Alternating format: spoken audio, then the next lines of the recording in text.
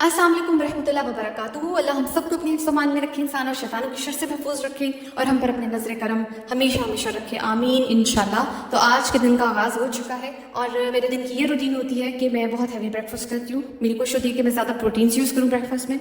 और ब्रेकफास्ट के बाद ये जो डेलियन टी आपको नजर आ रही है, कहवा जो नजर आ रहा है, इट्स बेसिकली डेलियन टी, और ये मैं ज़रूर यूज़ करती हूँ। तो ये मर्द और औरतें जो इसको दोनों यूज़ कर सकते हैं। इट्स फुल ऑफ ऑक्सीडेंट्स, ये बहुत जिस्म के लिए बहुत अच्छी चीज़ है। जिससे आप अपने जिस्म का बाहर से ख्याल रखते हैं, कोशिश करें अंदर से भी उसका ख्याल रखें, उसके अंदर से भी सफाई होना लाजमी होती है। तो उसके लिए आप इसका ज़रूर यूज़ करें। बहुत चीप है, बहुत चीप रेट में मिल जाता है। अच्छा, मैं आपको एक किस्सा सुनाती हूँ। इट्स रिलेटेड टू इस्तग़फ़ार कि एक बार क्या हुआ कि हज़रत इब्न अब्बास रज़ी अल्लाह तआला अन्हु के पास एक शख्स आया और उसने आके कहा कि मुझे बहुत माली मुश्किलात का सामना है। तो हज़रत इब्न अब्बास रज़ी अल्लाह तआला ने उससे फरमाया कि कसरत से इस्तग़फ़ार किया करो। अब इस शख्स ने इस्तग़फ़ार शुरू किया, कुछ अर्से के बाद वो जब दोबारा आया तो उसने कहा कि अल्लाह ने मेरे रिज़्क़ में बेपनाह इज़ाफ़ा कर दिया है। इस पर जो हज़रत इब्न अब्बास रज़ी अल्लाह तआला अन्हु थे, उन्होंने फरमाया, और सूरह नूह की एक आयत है, उसका तर्जुमा है, और वो तुम्हें माल और औलाद से नवाजेगा और तुम्हारे लिए बागात और नहरें पैदा करेगा। सुभान अल्लाह। इसी तरह एक बार उनके पास एक और शख्स आया और उसने ये शिकायत की कि हमारा जो इलाका है वहाँ पे बारिश नहीं होती और जो मेरी ज़मीन है वो बिल्कुल बंजर हो गई है। तो आपने उससे भी इस्तग़फ़ार करने के लिए कहा। इसी तरह और लोग आए, अपने इस्तग़फ़ार करने के लिए कहा। तो लोगों ने आपसे पूछा कि आप हर किसी को इस्तग़फ़ार का ही क्यों कहें? तो आपने सूरह नूह की ही आयत का तर्जुमा है, आपने वो बयान किया, अपने रब से बख्शिश मांगो, बेशक वो बहुत बख्शने वाला है और वो तुम पर बारिश बरसाएगा। ये जो आज की वीडियो है दैट इज रिलेटेड टू इस्तग़फ़ार। वीडियो को शुरू करते हैं। आज की वीडियो स्पेसिफिकली उन लोगों के लिए है जो बार बार कमेंट्स में यही बात करते हैं कि हमारे ऊपर बहुत मुश्किलात हैं,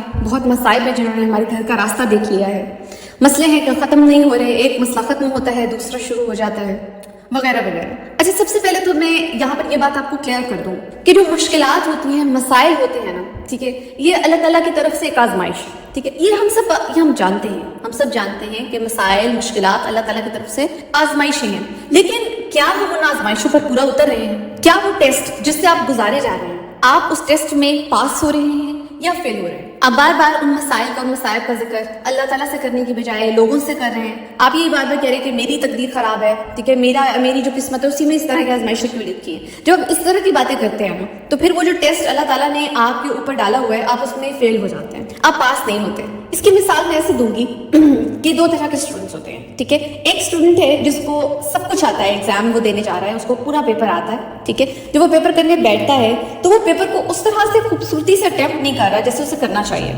यानी लिख तो वो सब कुछ रहा है लेकिन उसकी राइटिंग कोई इतनी खास नहीं है। दूसरी तरफ वो स्टूडेंट है उसको भी पेपर सारा आता है, ठीक है, सब कुछ आता है, लेकिन उसको खूबसूरत तरीके से पेपर अटेम्प्ट करना आता है, उसकी राइटिंग बहुत खूबसूरत है, उसे हेडिंग्स बहुत अच्छी तरह देनी आती है, वो बहुत खूबसूरत मार्कर्स और पेन्स का यूज कर रहे हैं। तो अब आप मुझे ये बताएं कि इनमें से कौन सा पेपर जो है वो जो चेकर होगा, जो पेपर चेक करने वाला बंदा है, उसको पसंद आएगा? उसको डेफिनेटली वही पेपर पसंद आएगा जो बहुत खूबसूरती से अटेम्प्ट किया गया है, और ऐसे पेपर को वो दिल खोल कर नंबर देगा, क्यों नहीं? ठीक है ना। अब यहाँ पे सेम सिचुएशन आपकी है, वो टेस्ट जो अल्लाह ताला ने आप पर डाला है, लेकिन आप क्या कर रहे हैं? आप उस टेस्ट को पास करने की बजाय उसमें फेल होने की कोशिश कर रहे हैं, आप नाकदरी कर रहे हैं चीज़ों की, आप अपनी किस्मत को रो रहे हैं, आप ये नहीं देख रहे कि ये जितनी भी मुश्किलात और मसाइब हैं अल्लाह ताला ने आपसे पहले उनके जितने भी नबी थे उनके ऊपर भी डाले थे। अगर आप यहाँ पे ये देखें तो ये टेस्ट्स एंड ट्रायल्स और ये जो मसाइल हैं ये बेसिकली मिरास हैं नबियों की, ठीक है। जो दुख है, जो तकलीफ है, वो नबियों की मिरास है।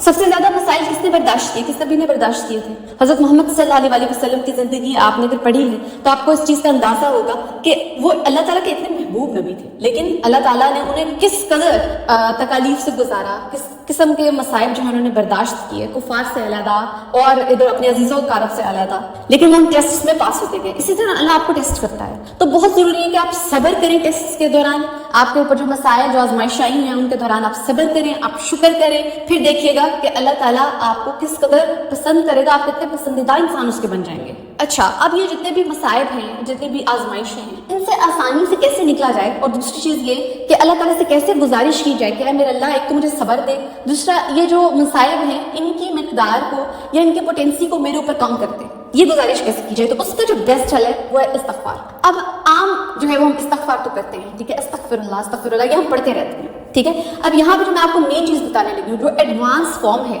जो इनहैंस्ड फॉर्म है इस्तग़फ़ार की, वो क्या है? दैट इज सैयदुल इस्तग़फ़ार, ठीक है। सैयदुल इस्तग़फ़ार जो है वो सबसे एडवांस फॉर्म है इस्तग़फ़ार की और सबसे बेहतरीन फॉर्म है। اگر آپ یہ کرتے ہیں، اب سید استغفار کیا ہے، یہ دعا آپ کو شور آتی ہوگی، استغفر اللہ الذی لا الہ الا القیوم واتوب الیہ، ٹھیک ہے، یہ سب سے ایڈوانس فارم ہے استغفار کی. اگر آپ یہ کرتے ہیں تو یہ سب سے بیسٹ ہے اور بہت کوئک ریزلٹس ہوتے ہیں اس کے. آپ یہ سمجھیں کہ آپ کی اللہ تعالیٰ سے گزارش ہے کہ میرے اللہ میرے ان مسائل کو ان کی پوٹینسی کو میرے اوپر کم کر دے، مجھے صبر دے ان آزمائشوں سے گزرنے کے لیے. اس کے لیے آپ نے سید اور استغفار لازم پڑھنی ہے. سید الاستغفار کا سب سے بڑا فائدہ یہ ہے کہ یہ آپ کے درجات کو بلند کرتا ہے. عرش عظیم پر آپ کے درجات بلند کیے جاتے ہیں اگر آپ سید الاستغفار پڑھتے ہیں تو. دیکھیے استغفار جو ہے نا، یہ ہر چیز کا حل ہے، ہر مسئلے کا حل ہے. حضرت نوح علیہ السلام کی اگر ہم یہاں پہ بات کریں تو وہ اپنی قوم سے کہتے تھے، بہت زیادہ کہتے تھے کہ ہر چیز کے لیے استغفار کرو. اگر کوئی کہتا تھا میرے پاس اولاد نہیں، اللہ تعالیٰ نے مجھے اولاد نہیں دی، تو حضرت نوح کہتے تھے استغفار کرو، ٹھیک ہے. اگر وہ کہتا تھا کہ مجھ پر فقر و فاقہ ہے تو وہ کہتے تھے استغفار کرو. اگر کوئی کسی بیماری میں مبتلا تھا تب بھی وہ یہی کہتے تھے کہ استغفار کرو. یعنی دیکھیے اس کی کس قدر فضیلت ہے. لیکن استغفار کرنا کیسے ہے، ٹھیک ہے. اب ہم نے یہ بھی تو دیکھنا ہے نا کہ ہم اپنی جو دعائیں ہیں، اپنے ذکر اذکار ہیں، ان کو ہم کس طرح اللہ تعالیٰ تک جو ہے وہ پہنچائیں.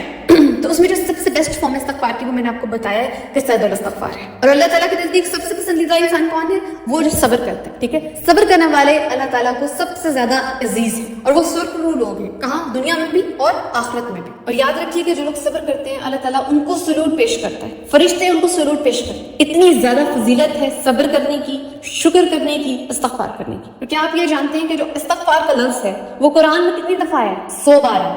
100 بار قرآن میں اللہ تعالیٰ نے استغفار کا لفظ جو ہے وہ استعمال کیا ہے. اور جو جنتی لوگ ہیں جو جنت میں جائیں گے ان کی سب سے بڑی خوبی کیا ہوگی بھلا؟ صبر، کہ وہ صبر کرتے. انہوں نے آزمائشوں کے دوران صبر کیا. اور میں آپ کو یہاں پہ یہ بات بتاؤں کہ وہ لوگ جنہوں نے اس دنیا میں صبر سے کام لیا، وہ بہت زیادہ تکلیفوں سے، آزمائشوں سے آزمائے گئے، انہوں نے بہت زیادہ مصائب دیکھے، اور اس کے باوجود انہوں نے صبر کیا، شکر کیا، ان آزمائشوں سے وہ پاس ہو گئے، فیل نہیں ہوئے. تو قیامت کے دن وہ بالکل ایک کلین سلیٹ، ایک کلین انسان کی طرح جو ہے نا اللہ تعالیٰ کے سامنے پیش کیے جائیں گے. اور اللہ تعالیٰ ان کو ڈائریکٹ کہیں گے اپنے فرشتوں کو کہ اس کو جنت میں بھیج دو. کیوں اسے جنت میں بھیج دو؟ کیونکہ اس نے دنیا میں بہت مسائل برداشت کیے ہیں، بہت مصیبتیں برداشت کی ہیں، پھر اس نے شکر بھی کیا، اس نے ناشکری نہیں میری کی، اس نے صبر کیا، اس نے کفر نہیں کیا، تو اس کو جو ہے بس ڈائریکٹ جنت میں بھیج دو. اس کا کوئی حساب کتاب نہیں ہے، ایسے انسان کا کوئی حساب کتاب نہیں ہوگا. تو میں بس سب سے بار بار یہی کہتی ہوں کہ صبر کیا کریں، اللہ تعالیٰ سے نا امید مت ہوا کریں. کیونکہ ایک مومن جو ہے اس کی سب سے بڑی خوبی یہ ہے کہ وہ صبر کرتا ہے اور وہ کبھی بھی نا امید نہیں ہوتا. اس کا اللہ تعالیٰ پر ایمان اتنا پختہ ہوتا ہے کہ اسے پتہ ہوتا ہے کہ اگر اللہ تعالیٰ اس پہ آزمائشیں ڈال رہا ہے، ایک تو اس نے ان آزمائشوں سے پاس ہونا ہے، دوسرا یہ کہ اس نے کبھی بھی ناشکری نہیں کرنی. اور ڈیفینیٹلی اللہ تعالیٰ جو بھی معاملہ آپ کے ساتھ اس دنیا میں پیش آ رہا ہے اس کے پیچھے کوئی نہ کوئی اللہ تعالیٰ کی حکمت ہے جو کہ ہم جو ناقص العقل انسان ہیں ہم نہیں سمجھ سکتے. اپنی نمازوں میں، اپنی عبادتوں میں خوش و خضوع پیدا کریں، خوبصورتی پیدا کریں. نماز پڑھیں تو اس کو بھی خوبصورت انداز سے پڑھیں، تلاوت کریں، ذکر اذکار کریں تو خوبصورت انداز سے کریں، کیونکہ اللہ تعالیٰ کو یہ چیزیں پسند ہیں، کیونکہ اللہ تعالیٰ خود بہت خوبصورت ہے. تو یہاں پر بس اینڈ پر میں یہی کہنا چاہتی ہوں کہ ان چیزوں کو اپنی زندگی میں لازمی اپلائی کریں، اور جو بھی آپ میری ویڈیوز سے سیکھتے ہیں اس کو آگے ضرور منتقل کیا کریں دوسرے لوگوں تک، کیونکہ صدقہ جاریہ ہے. لائک، شیئر اور سبسکرائب کیا کریں، اس سے میری حوصلہ افزائی ہوگی. اپنا بہت خیال رکھیے گا، مجھے بھی دعاؤں میں یاد رکھیے گا. جزاک اللہ خیر.